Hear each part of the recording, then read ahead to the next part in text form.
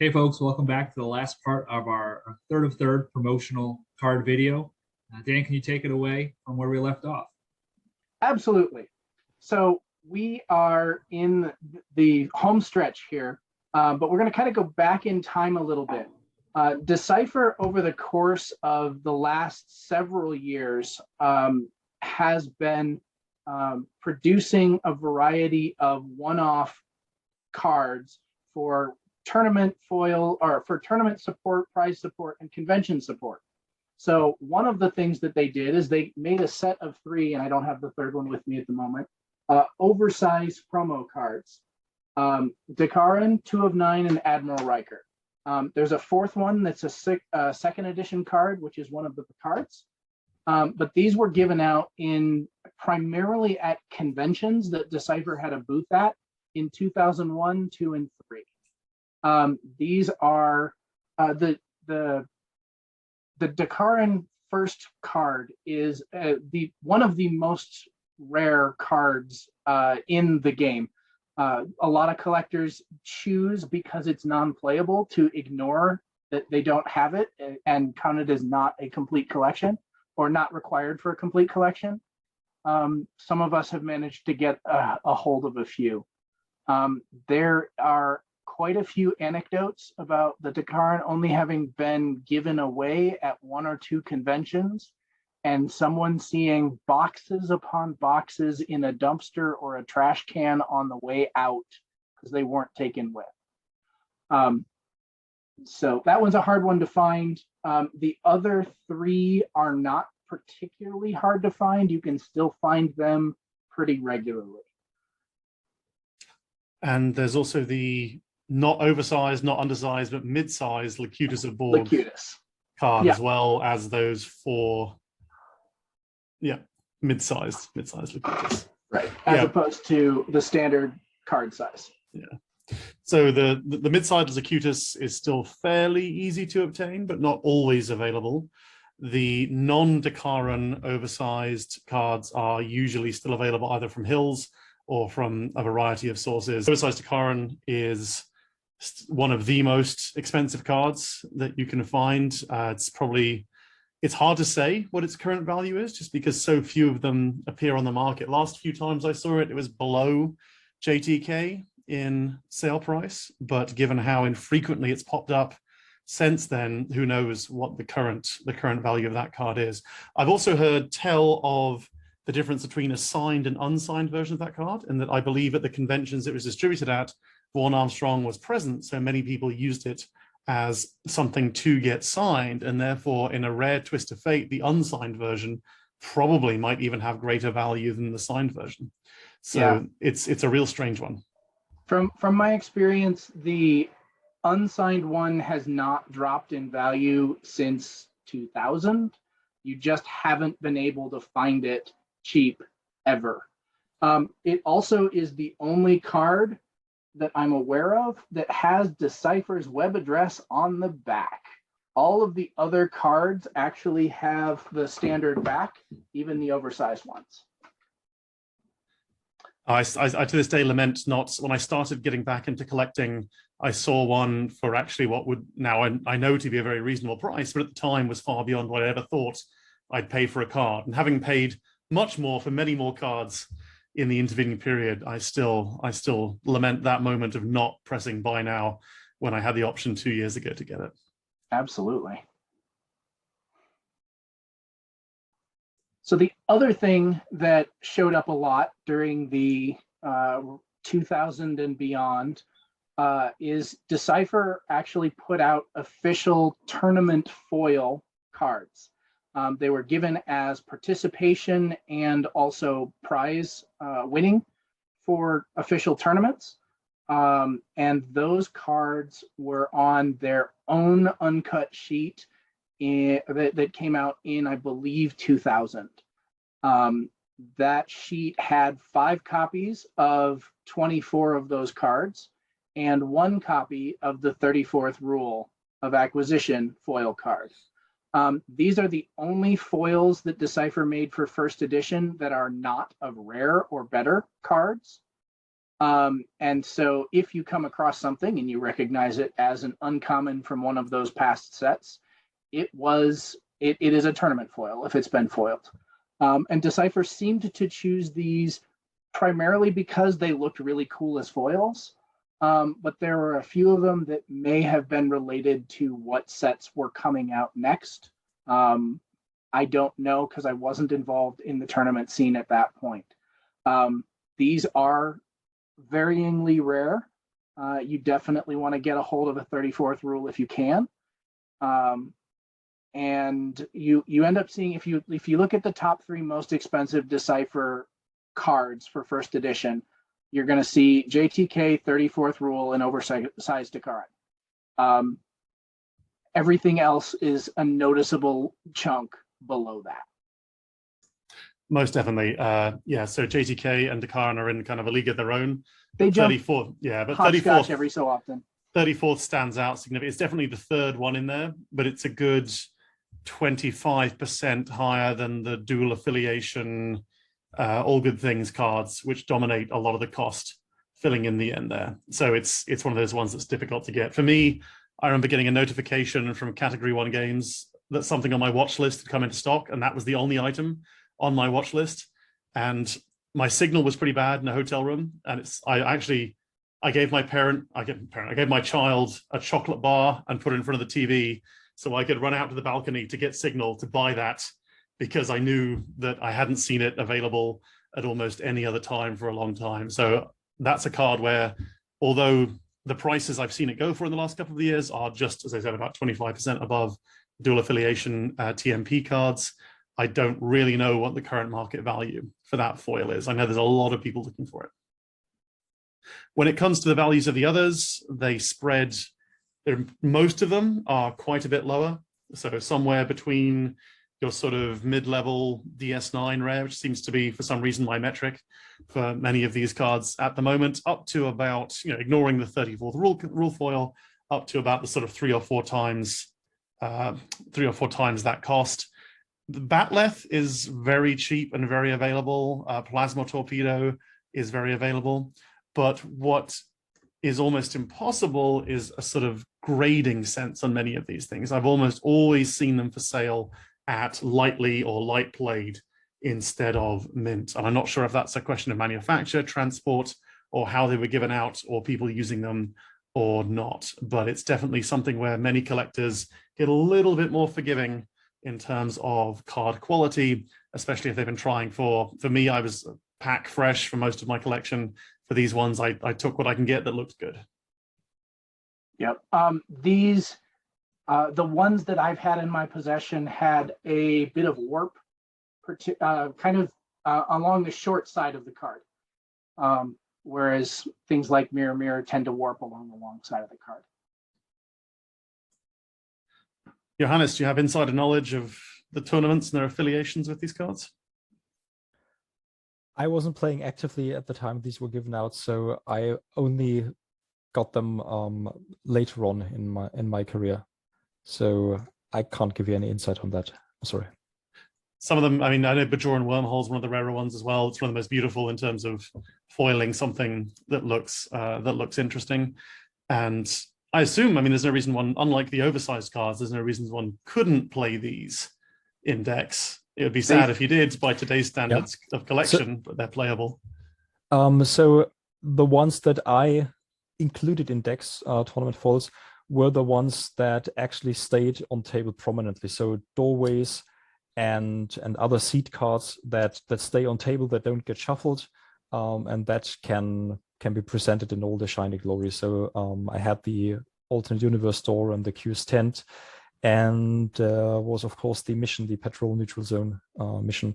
So these are things that I remember actually trading for, but other than that, these cards weren't on my radar too much.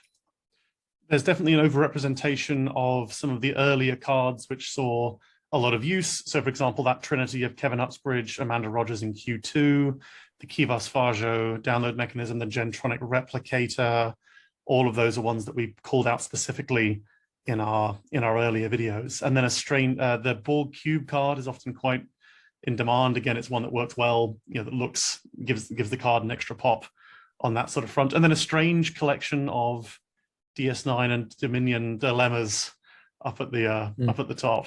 I've always had a soft spot for the Dalrock, even though the episode is not the best. Colomini's performance in that episode was spectacular. Yeah.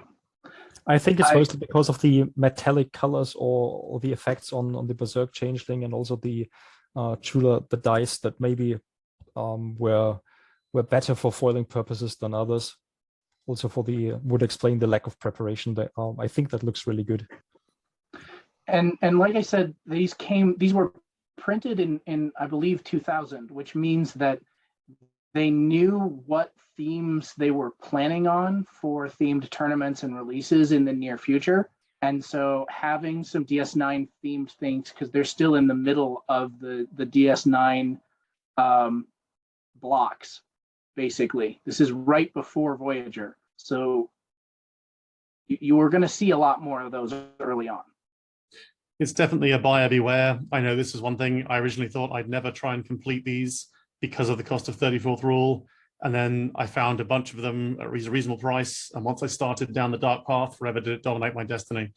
And so that's why 34th was a good capstone for that. But they can be a little dangerous towards the end for cost. Gold Press Latinum was also really hard to find for quite a while. I don't know if that's shifted.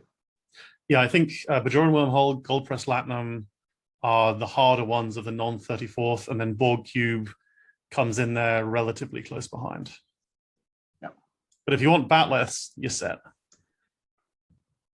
It was also fun seeing Soontyke Android represented in there. That one's always been a fun card.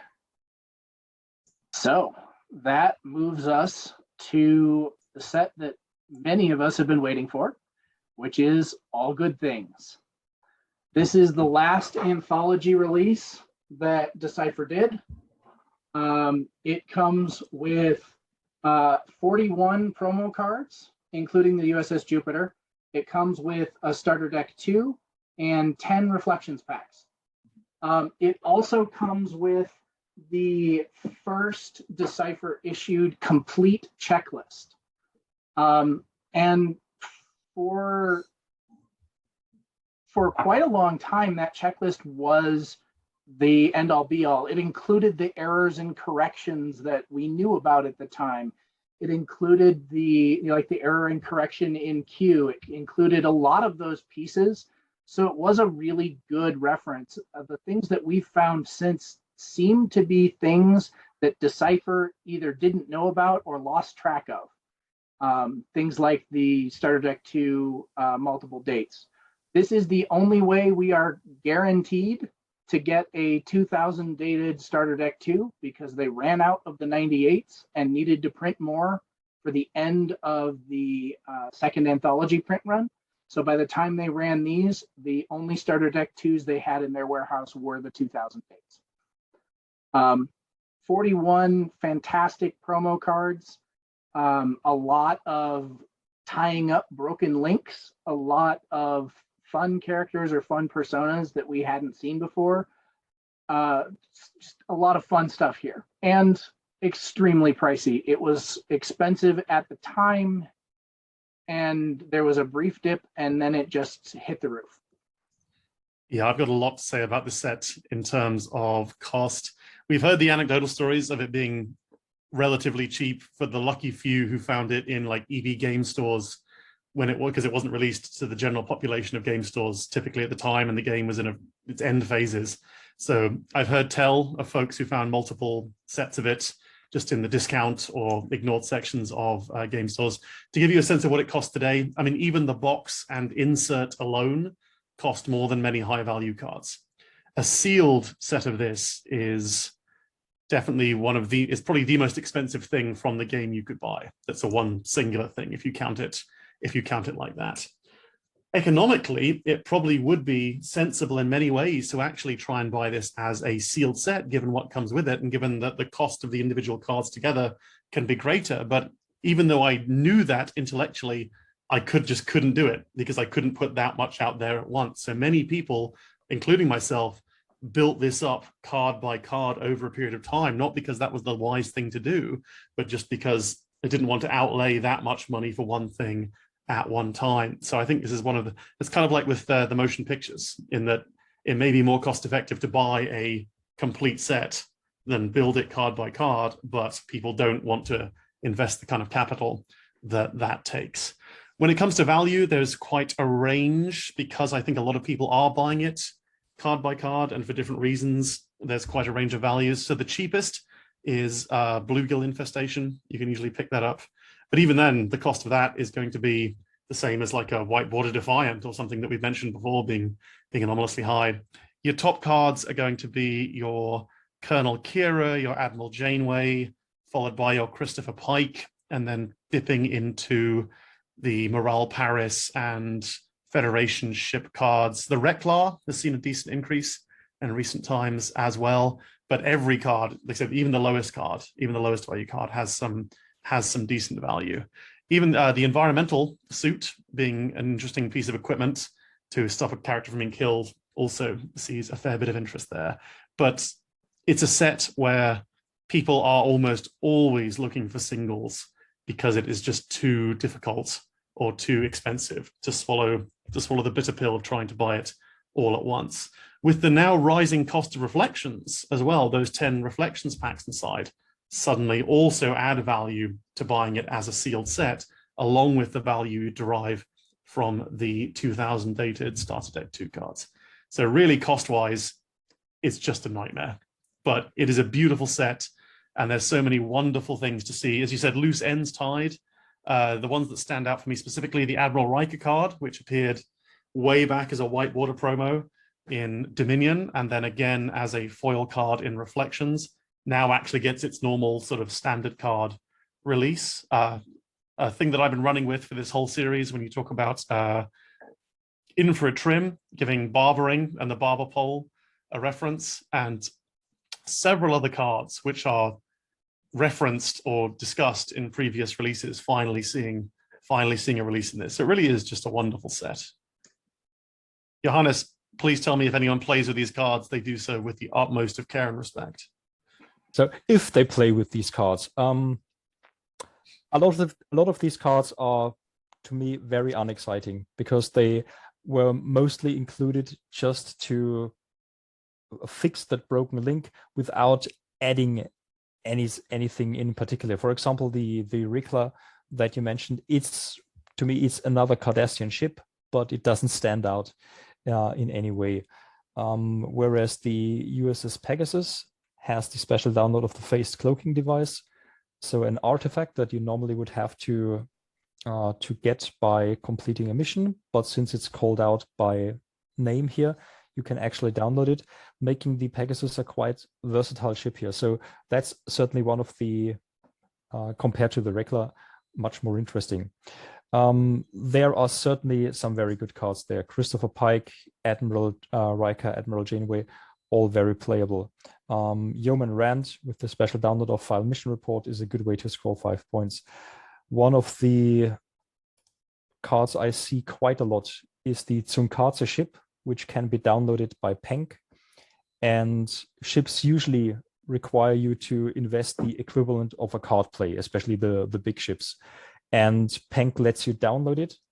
And what's even more difficult with Penk here, it's a special download, so it downloads to wherever Penk is. So a popular strategy is to get one ship to where your opponent is, then download Penk with Defend Homeworld, use Temporal Micro Wormhole to get Penk aboard that ship that you just put somewhere, so his Delta Quadrant icon doesn't mention, and then Penk happens to bring a ship along that has printed weapons of 9. He's a matching commander, get your captain's logout. So you suddenly have another 12 weapons that you can pop up to wherever you send your other ship. So that's a very powerful card, in my opinion.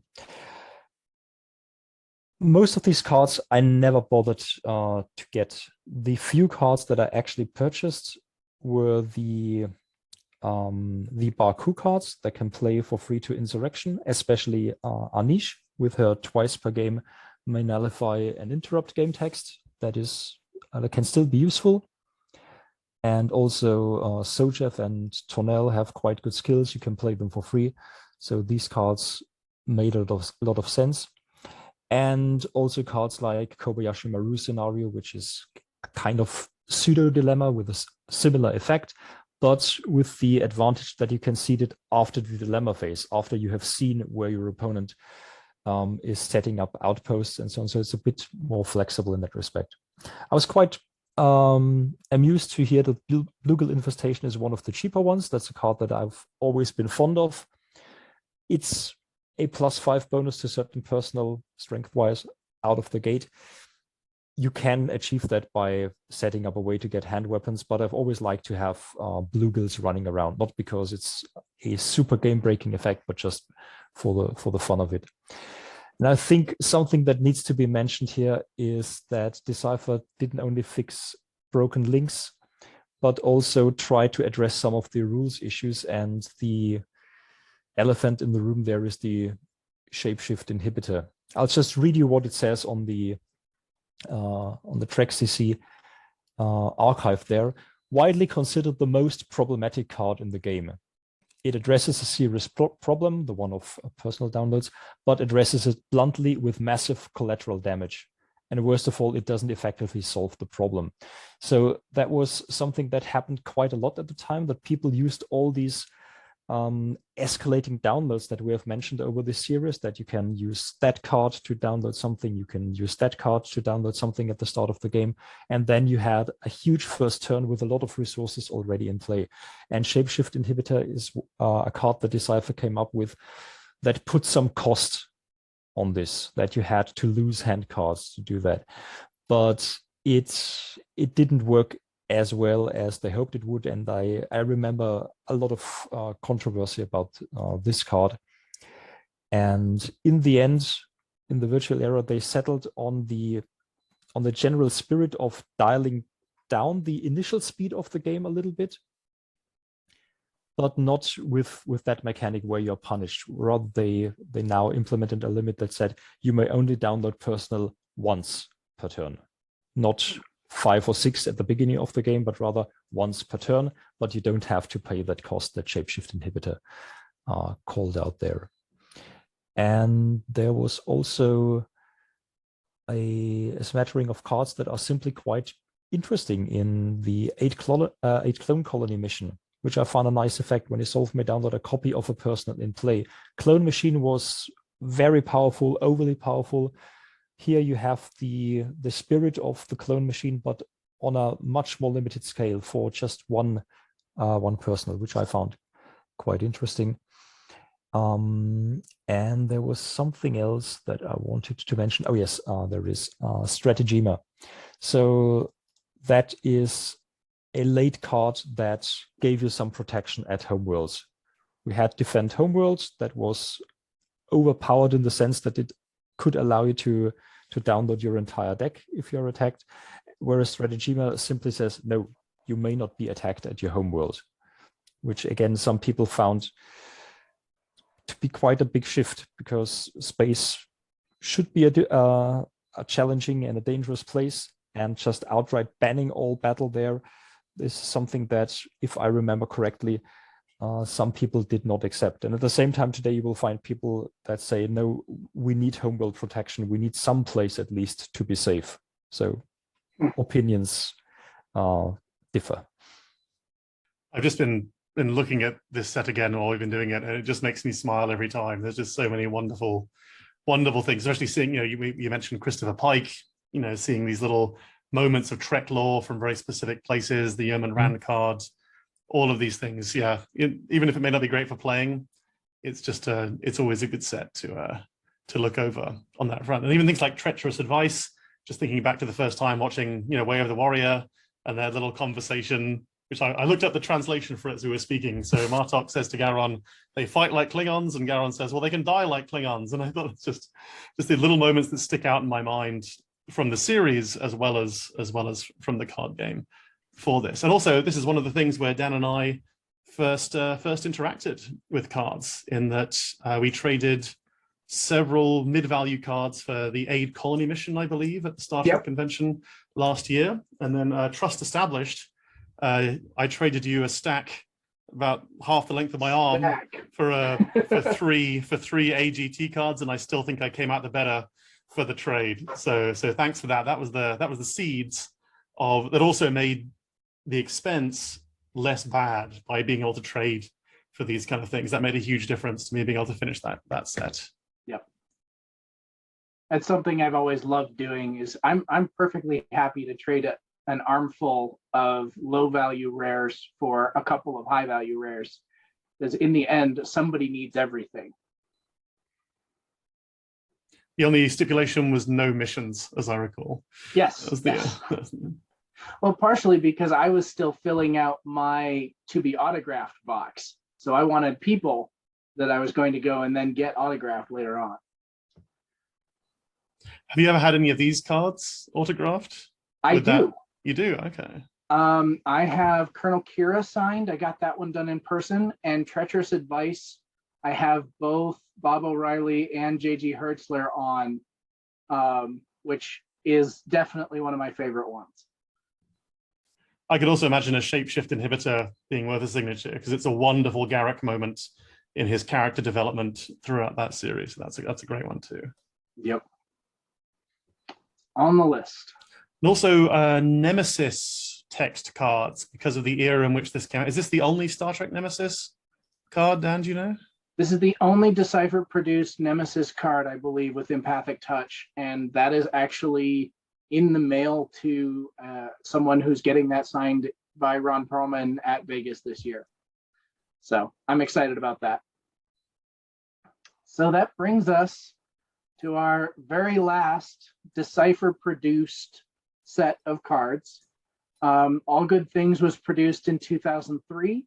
And then there was a couple year gap where they were completely focused on second edition. There was some attention paid to, hey, we should totally make this backwards compatible-ish with first edition. But my experience was that that was not as well thought through as I would like. But I'm sure Johannes has more insight to that at some point. But that brings us to the Enterprise Collection. The Enterprise Collection was produced in 2005. It's all foil, it's 18 foil cards, and it was produced in completely unique packaging for Decipher. It is a loose packed plastic bag that is sealed, and pretty much every time I encounter a new person who's like, what is this Enterprise Collection? And are you sure this is the original packaging? This looks like a repack. This looks awful. Every time. It's a very, very common question. Yes, that is the original packaging. It sucks, and it does look like a repack. From a collector's perspective, these were sold as a set. You could not get one without getting them all. And it's the only dip into the Star Trek Enterprise franchise or show that we got in Decipher's first edition. And it gave us a whole new affiliation. The first time they finally did what Tom had been asking them to do all along, which is give a different era of federations a different affiliation. So this is the Starfleet affiliation. It has, I think it's 11 personnel, and then, or maybe even more, and then a couple of scattered cards, as well as the Enterprise ship itself. It's a pretty set. There are printing issues. It's one that you want at least one of if you're completing your full collection. But I didn't find a need to go out and buy 6 or 8 of them. I got my wish, but far too late.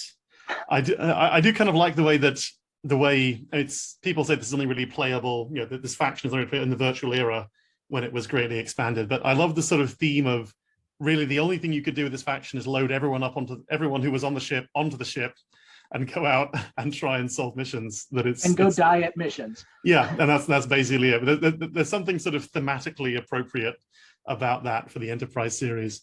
This was something that was relatively cheap and available for quite some time, but has recently disappeared from more of the common sites where these kind of things were sold. Now typically is only really found in the sort of the wild eBay environment. And as a result, the cost has doubled and then gone up by an additional 50% or so. So they're not entirely there's typically something available for this constantly, but the cost seems to be creeping up. And also in the sort of sense of too little too late, we talked about how with All Good Things, they were often putting a capstone on something they started but never finished. Here they do the opposite. Here they reference cards that don't exist. Now those cards have since been created in the virtual era, but if you look at the Jonathan Archer card, it has the download of Porthos, but there is no Porthos card to download. So it was an interesting sort of half open door that was never then continued, and I'm glad to see that it got some. Hang on. A special download of Porthos. Yep. Are you looking at it? And was it errated? Oh, is this? No, I think it's. I think the original image was a ridiculous. Oh, did it not have it on there? Yeah, you're probably right. They just haven't put errata on the image I'm looking at to do it. But it's I can see how that would make sense. Yeah, but I remember the original ability on Archer. It was adds 1 to all X, which is a very interesting ability with all the locations where a variable X has popped up in the game, and I don't remember what exactly it was that that encouraged people to rewrite this ability and